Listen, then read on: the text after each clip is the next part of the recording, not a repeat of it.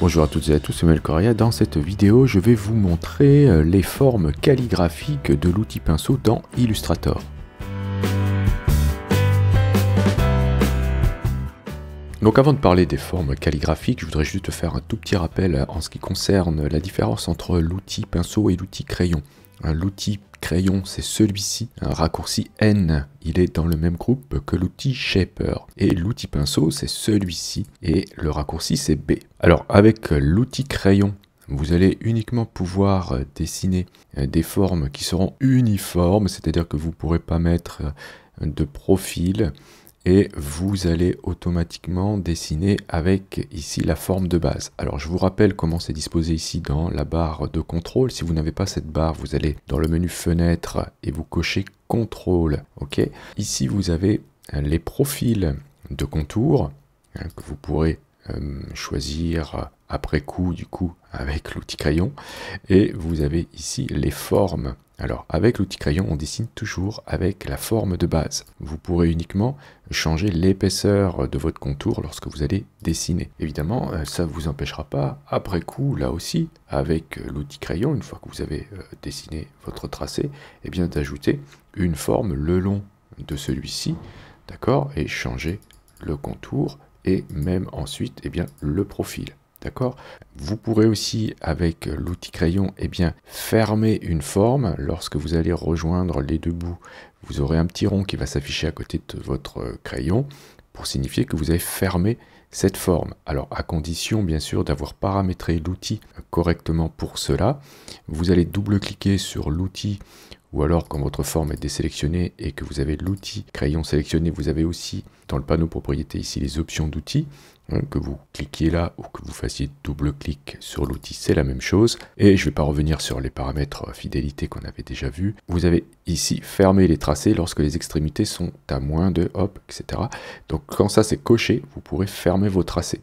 Et si vous avez décidé de cocher ici remplir les nouveaux contours au crayon, vous aurez aussi la possibilité d'ajouter une couleur pour le contour lorsque vous allez dessiner avec l'outil crayon. Alors c'est normal, lorsque les formes ne sont pas bouclées, fermées, si vous avez l'option d'ajouter un fond, eh bien vous avez ici le fond qui rejoint les deux extrémités. Ça c'est tout à fait normal.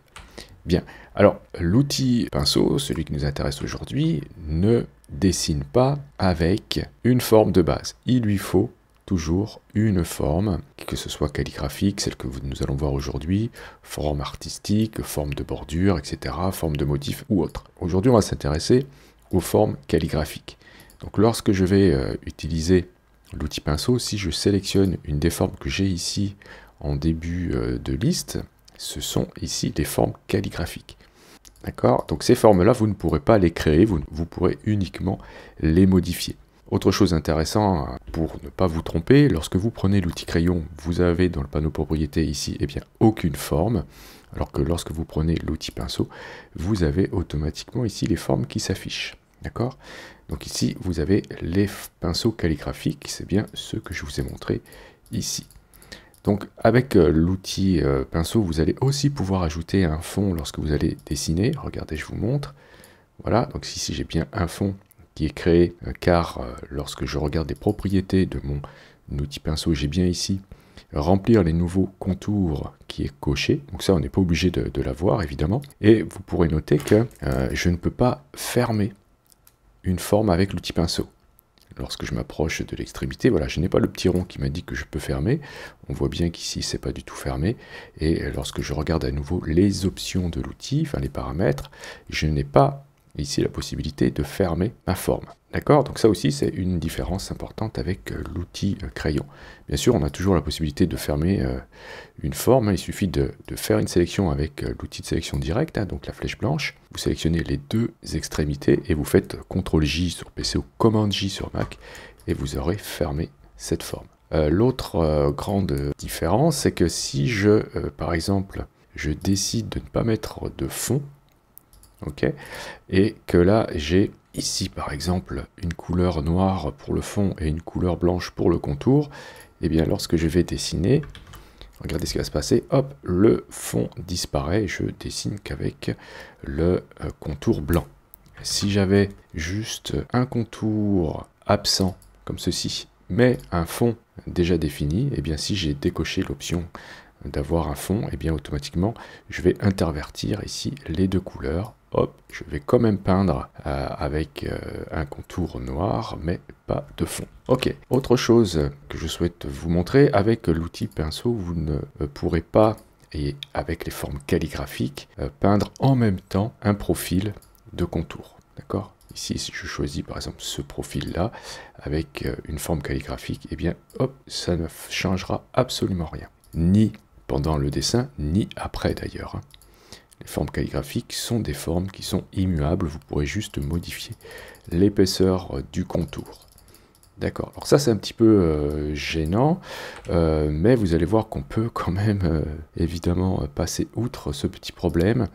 Vous allez ouvrir ici la liste, ou alors si vous ne souhaitez pas passer par là, vous pouvez aller chercher dans le menu fenêtre, ici, le panneau forme, et on va retrouver nos formes calligraphiques ici en haut. Si vous double-cliquez sur une forme, vous allez ouvrir cette boîte de dialogue dans laquelle vous allez pouvoir paramétrer celle-ci, notamment l'angle, l'arrondi et la taille.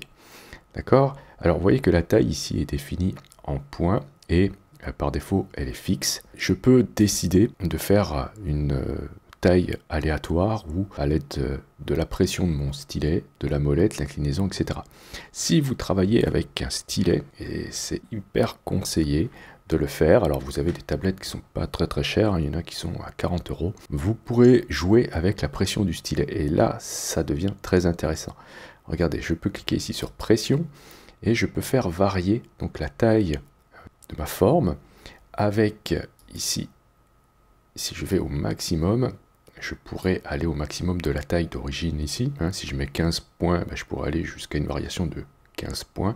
Là, ici, je suis limité à 5 parce que ma taille fait 5. Donc, c'est-à-dire que je peux, en fait, lorsque je vais appuyer avec mon stylet, eh bien, multiplier par 2 la taille de ma forme. Donc, je vais valider, je vais vous montrer que maintenant, grâce à mon stylet, avec l'outil brosse, eh bien, en fonction de la pression exercée, voilà, je vais avoir un trait qui va être complètement différent au niveau de sa taille, juste grâce à la pression. Donc c'est vraiment conseillé de travailler avec un stylet lorsque vous utilisez l'outil pinceau.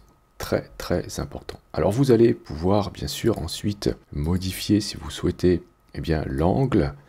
Ok, ça n'aura de sens que lorsque vous modifierez l'arrondi de cette forme. Et là encore, vous pourrez faire jouer cet angle, soit d'une manière aléatoire, soit grâce à la pression de votre stylet. Ok, si vous validez après avoir fait une modification à ce niveau-là, Illustrator va vous demander si vous appliquez ces modifications à l'ensemble des tracés déjà réalisés avec cette forme, ou si au contraire vous laissez les contours tels qu'ils sont et vous pourrez les changer par la suite. Si je décide de l'appliquer au contour, eh bien voilà, ils ont été modifiés après coup. Bien, même si vous avez modifié ici la taille d'une forme, par exemple je vais mettre ici 20 points avec une pression liée à mon stylet, ok, avec une variation, allez, donc j'avais dit 20 points ici, avec une variation de 20 points. Alors, je ne suis pas obligé d'aller si loin, hein, je peux mettre une variation inférieure, et peu importe, je vais laisser ici à 20 points.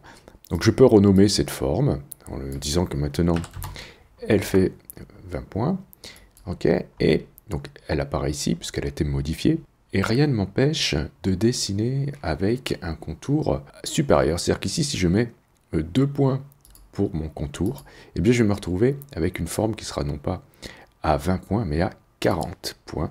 Regardez. Je peux le faire aussi du coup à 0,5 points de contour, ou même moins si je le veux. Voilà, donc ici, hein, je reprends bien la forme et je paramètre correctement. Voilà, donc ça sera beaucoup plus petit comme cela. Bien, alors faites attention à une chose. Lorsque vous allez, par exemple, avec la flèche noire, cliquer sur un tracé qui a été réalisé avec l'outil pinceau, vous allez retrouver les paramètres de ce tracé ici. C'est-à-dire que si je reprends maintenant l'outil pinceau, eh bien, je vais peindre avec les paramètres sélectionnés. Regardez, si je prends maintenant celui-ci, et bien quand je prends l'outil pinceau, et bien j'ai ça maintenant. Donc il faudra bien faire attention aussi à cela. Vous pourrez évidemment, si vous le souhaitez, dupliquer vos formes. Vous pourrez aller dans le menu ici du panneau forme, choisir de dupliquer la forme, d'accord? Et du coup, après l'avoir modifié, eh bien vous pourrez lui donner un nom. etc., etc. Donc lorsque vous modifiez une forme d'origine, eh bien dans ce document-là, cette forme-là sera changée à tout jamais. Il faudra soit repasser par les bibliothèques. Vous allez ici cliquer sur le bibliothèque. Vous avez ici artistique et artistique calligraphique. Et là, vous allez retrouver plein d'autres formes calligraphiques que vous pourrez à nouveau remettre dans la liste si vous le souhaitez. D'accord? Et à chaque fois que vous allez créer un autre document, vous avez de toute façon une remise à niveau de vos formes. Voilà, la forme que j'ai modifiée ici n'est plus dans la liste. Et si vous souhaitez sauvegarder vos propres formes, eh bien depuis le panneau forme, vous pourrez dans le menu choisir ici d'enregistrer la bibliothèque de formes. Et là, vous allez pouvoir déterminer où vous faites l'enregistrement. Je vous conseille de laisser à l'emplacement par défaut, ce qui permettra à Illustrator de facilement le retrouver. Ou bien sûr, vous pourrez l'enregistrer où vous voulez. Et vous donnez un nom à cette bibliothèque. OK. Et vous allez ensuite, depuis le panneau forme, alors le vrai panneau forme cette fois-ci, donc ici... Voilà, allez ici cliquer sur la petite icône bibliothèque et vous aurez ici utilisateur. Les bibliothèques ici utilisateurs, ce sont les vôtres, celles que vous avez enregistrées dans l'emplacement par défaut d'Illustrator. Si vous avez choisi de l'enregistrer ailleurs, il faudra cliquer sur autre bibliothèque et là, allez fouiller dans votre disque dur. Alors si je charge la bibliothèque que j'ai appelée ici forme calligraphique test 2, eh bien, je vais retrouver, en fait, regardez, non pas uniquement mes formes calligraphiques, mais bien l'ensemble des formes qui étaient présents eh bien, dans mon panneau forme lorsque j'ai sauvegardé cette bibliothèque. Donc, si vous ne souhaitez pas avoir tout, vous pourrez supprimer des formes. Alors, comment vous faites pour supprimer une forme? Vous cliquez dessus. Alors, la forme de base, on ne peut pas la supprimer. Vous cliquez sur une forme, vous la jetez à la poubelle en cliquant sur la poubelle, ou alors vous la faites glisser comme ceci. Et comme ça, vous pourrez vous faire plein de bibliothèques de formes calligraphiques ou autres, quand on verra les autres. Je vous remercie d'avoir suivi cette vidéo. Si vous avez des questions, n'hésitez pas à le faire dans les commentaires. Si vous avez aimé, vous pouvez cliquer sur j'aime. Vous pouvez aussi bien sûr partager la vidéo, c'est super important pour la visibilité de la chaîne. Si vous souhaitez aller plus loin dans le soutien de cette chaîne, vous pouvez cliquer sur le lien Utip présent dans la description de cette vidéo. Et si vous n'êtes pas encore abonné, vous pouvez bien sûr cliquer sur abonnez-vous. N'oubliez pas la petite clochette pour être averti des prochains cours ou des prochains tutos. Et justement, on se dit à la prochaine pour un autre cours ou pour un autre tuto.